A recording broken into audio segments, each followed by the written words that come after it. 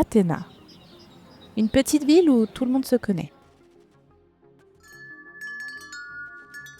De la boulangerie d'Hélène Louise à la librairie tenue par Jordan Thompson, tout laisse à croire qu'Athéna vit paisiblement. Les apparences sont parfois trompeuses. Demandez à Roberta Hill par exemple, elle vous dira que l'ennui n'existe pas ici, malheureusement pour elle. Tout le monde à Athéna connaît l'histoire de Roberta. Ce jour où elle a découvert son crétin de mari dans le lit de Liz Graham, complètement nu et ivre. Delbert, le fameux mari, aurait dû se douter qu'elle n'en resterait pas là, car Roberta eut une brillante idée, le recouvrir entièrement de peinture rose. Le plus étonnant, c'est sans aucun doute quand il s'est réveillé et l'a poursuivie à travers toute la grande allée, armé d'une hache, devant le regard curieux et amusé des voisins. Non, Athéna n'est peut-être pas si calme que ça.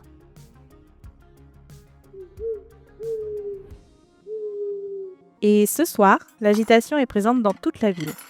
Depuis plusieurs semaines, Athéna se prépare. Les nappes sont repassées, une chambre a été préparée, les langues aiguisées et surtout les oreilles bien ouvertes.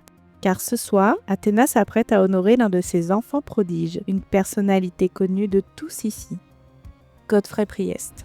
On ne le présente plus, le célèbre écrivain de thriller est adulé dans tout le pays, mais il fait moins l'unanimité dans sa ville natale.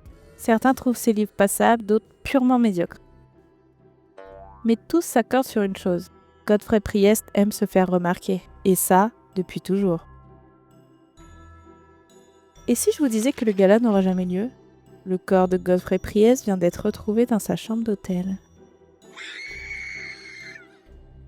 Car sous ses apparences bien rangées, Athéna dissimule bien des secrets. Et à partir de ce soir, certains pourraient bien refaire surface. Aujourd'hui, je vous raconte l'histoire de Succès mortel, un livre de Miranda James. Bienvenue à Athéna, une ville calme en apparence.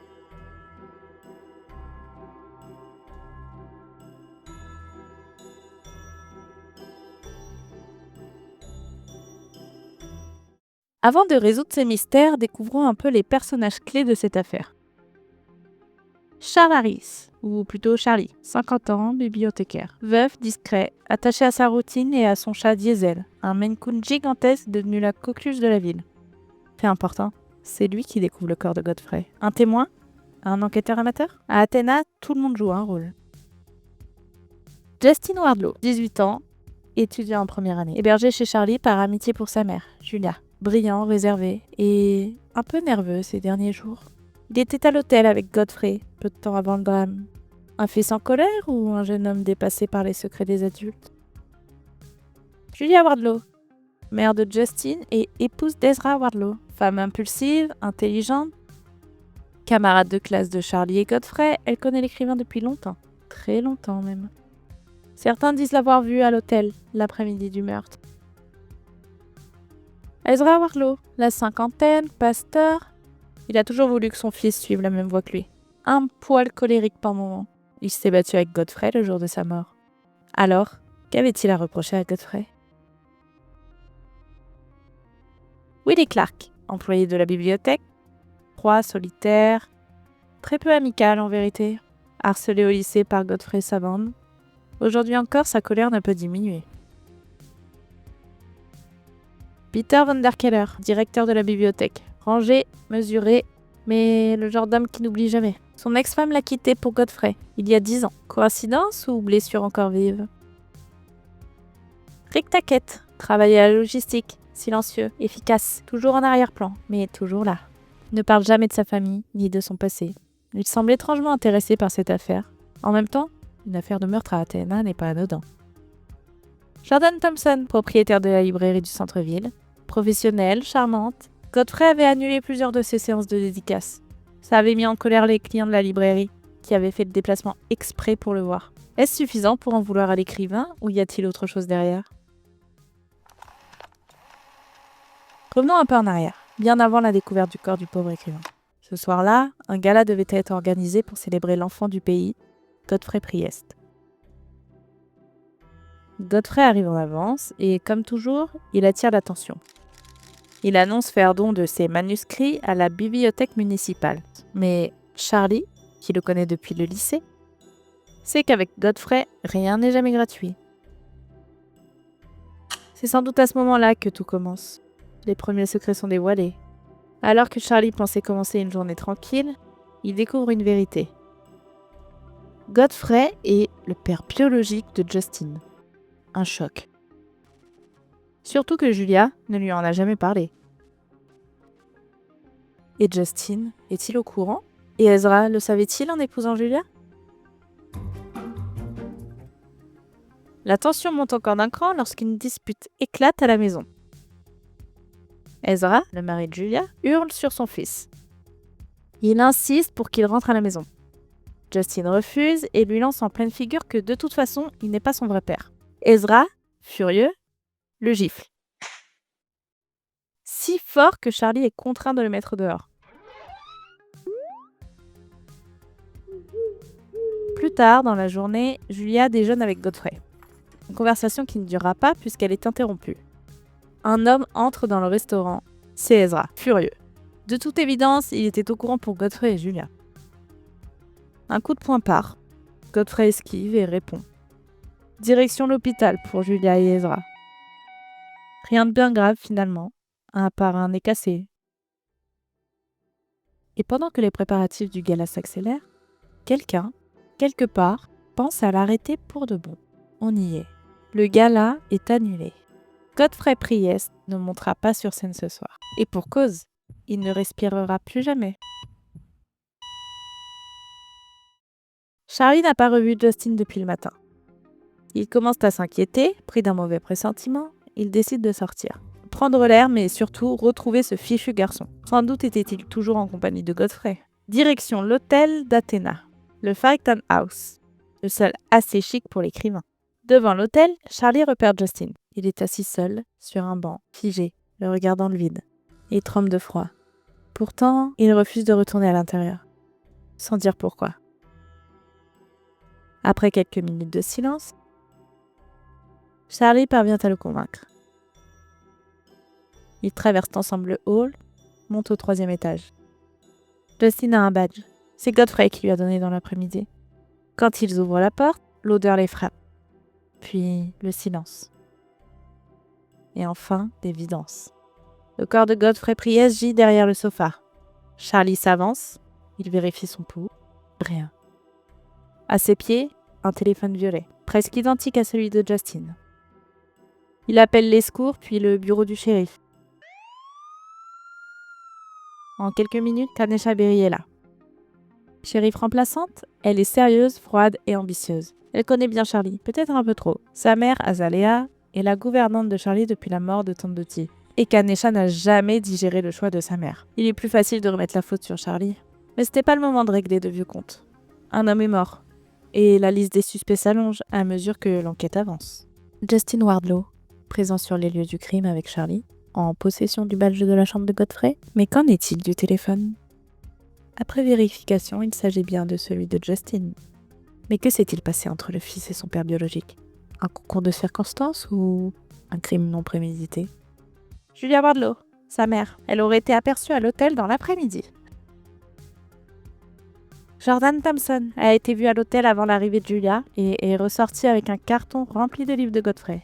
Elle n'a appris la mort de Godfrey que le lendemain, en fin de matinée, alors que ce fait était déjà sur toutes les bouches d'Athéna depuis la veille.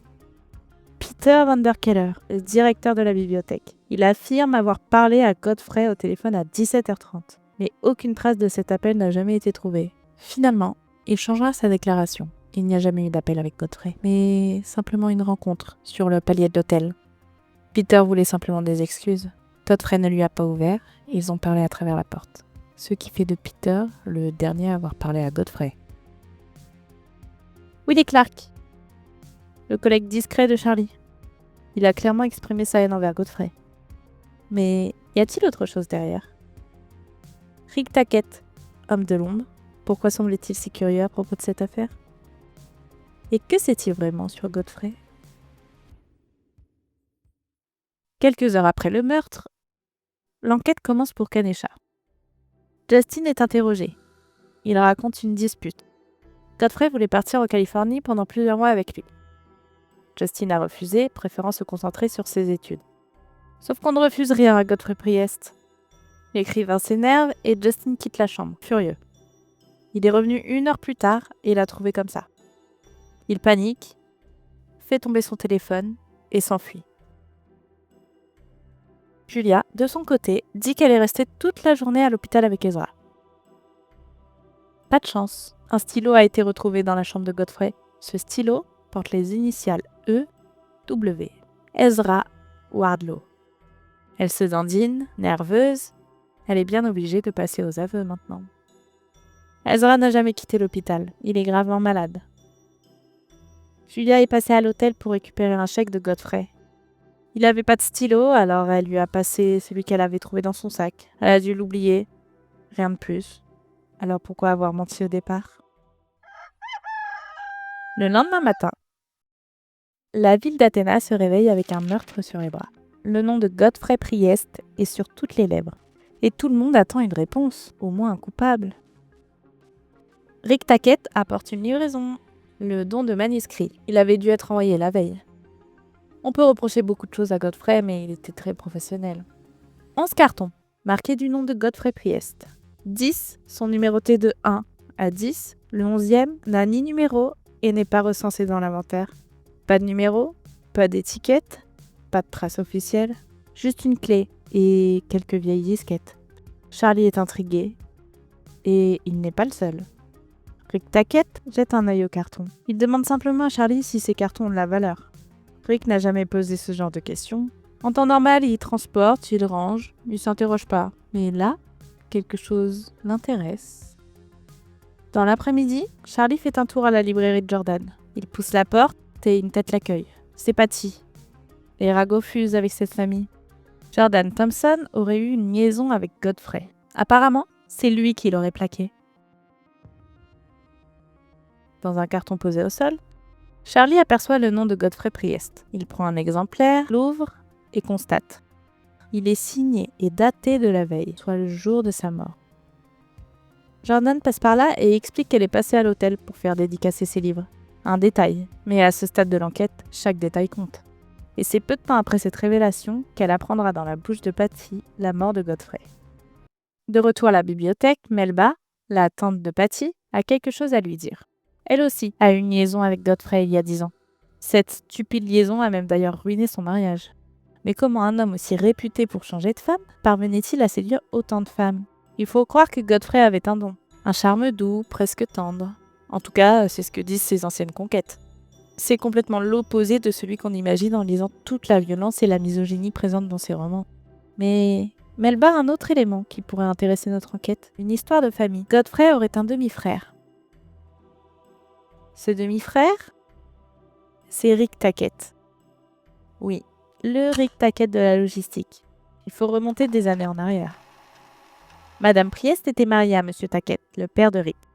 Un jour, elle abandonne son fils, Rick, et Monsieur Tackett pour rejoindre Monsieur Priest. 10 ans plus tard, elle donne naissance à Godfrey. Le destin n'a pas été très tendre pour Rick. Allons voir d'ailleurs ces cartons de plus près. Charlie s'installe devant son vieil ordinateur et insère l'une des disquettes. Le dossier s'appelle X. À l'intérieur, une série de lettres. Les plus vieilles évoquent un club d'écriture, mais ça ne s'arrête pas là. L'échange n'est pas si innocent. Elles contiennent une sorte d'arrangement, et ce qu'on y découvre change toute l'histoire. Godfrey n'aurait jamais écrit ses romans. Les romans, les succès, la gloire, tout viendrait en réalité de cet inconnu resté dans l'ombre. Godfrey n'était qu'une image, un écran, un escroc littéraire. Au fil des lettres et des années, la tension monte. Le ton devient agressif, l'anonyme réclame plus d'argent. Il menace, il insiste. Un secret comme celui-là peut faire tomber un empire ou faire naître une vengeance. Charlie cherche des noms, des indices. Teresa, adepte de ces clubs, se souvient bien d'eux. Elle retrouve une vieille photo. Teresa ajoute que ces deux-là ne se séparaient jamais. De vrais tourtereaux. Et derrière lui, une tête, un peu cachée. Mais en zoomant, on le reconnaît, Willie Clark. Tout prend sens. Qui d'autre que Willie Clark pouvait être aussi misogyne dans ses écrits? Qui d'autre pouvait nourrir une rancune assez profonde pour en arriver là? Charlie n'en revient pas. Ce petit club d'écriture aurait réuni 3 des principaux suspects. Le puzzle se met en place.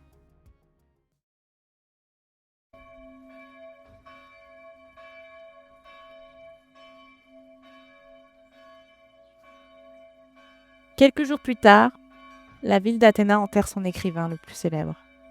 Le seul d'ailleurs. Pas de gala, pas de discours cette fois. Juste de l'inquiétude. Savoir qu'un meurtrier court toujours dans les rues d'Athéna. Quelques larmes de convenance. Charlie est là. Il observe.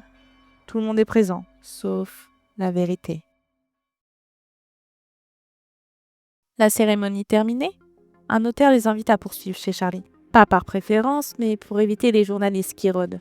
Le testament de Godfrey Priest est lu. Pour son fils biologique Justin, il lègue les 2/3 de sa fortune, soit environ 30 millions de dollars. De quoi réjouir Julia, qui n'arrive même pas à s'en cacher. Le dernier tiers, à la surprise générale, Rick t'inquiète. Rick reste sans voix. Lui qui n'attendait rien, pas même une reconnaissance. Et pourtant, peut-être que Godfrey n'était pas si détestable après tout. Et Willie Clark, lui, il explose. Il crie, il hurle, puis il avoue. Il est l'auteur des livres, le véritable, l'unique. Même l'agente de Godfrey, présente ce jour-là, semble sidérée. Elle n'était pas au courant. Personne ne l'était à parler de concerné. Mais le notaire a une clause à ajouter. Tant que le coupable du meurtre n'a pas été identifié, les comptes restent gelés. Un coup dur pour Julia. Elle prend les devants et elle accuse Willie. Elle dit l'avoir vu entrer à l'hôtel alors qu'elle en sortait. Willie, lui, il change pas sa version. Il rétorque qu'elle se trompe. Et qu'en réalité, il sortait de l'hôtel quand elle y entrait. Puis il sourit. Il a de quoi le prouver, lui. Des justificatifs, des témoins. Tout est là. Kanesha intervient, calme mais ferme. Elle demande à Julia si elle maintient sa version. Julia hésite, puis rectifie. Elle dit s'être peut-être trompée, confondue. Un flou bien pratique. Rick observe Justin. Il s'avance et lui demande son mois de naissance, sous le regard perdu des autres. Julia, elle, semble paniquée. Justin répond qu'il est né le 4 août. Rick comprend, et Julia est à 2 doigts de s'évanouir. Car Justin n'est pas le fils de Godfrey. Il est le fils de Rick. Et Godfrey l'aurait découvert, en refaisant les calculs, en recollant les morceaux. Sa liaison avec Godfrey s'est déroulée 2 mois après celle de Rick. Tout s'éclaire. Le mobile, la panique, la peur que la vérité éclate, que l'argent s'envole, et la colère aussi. Julia avait trop à perdre, un secret, un héritage, un fils. Elle a paniqué. Elle a tué Godfrey.